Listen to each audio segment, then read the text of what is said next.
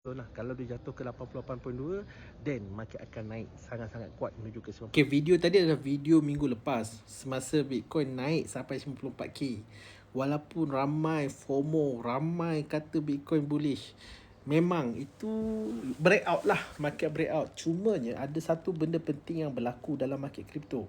Semasa Bitcoin naik ke 94k, ada benda yang kenapa cikgu tunggu dekat 88.2. Cikgu explain kenapa. Yang pertama, kalau anda lihat video tadi tu, minggu lepas cikgu share, yang pertama adalah itu adalah golden zone lah. Kalau market breakout, kat situ pullback paling cantik before Bitcoin naik lagi tinggi.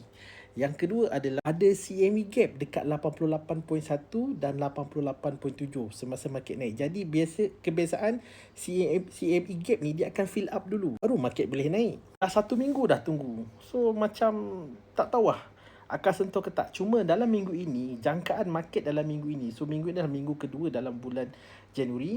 Alright, hari ni 13 Januari lah, hari Selasa. Okay, so market dalam minggu ni dia akan ranging je. Dia akan ranging daripada 87 sampai 94. Dia akan ranging sideways je lah.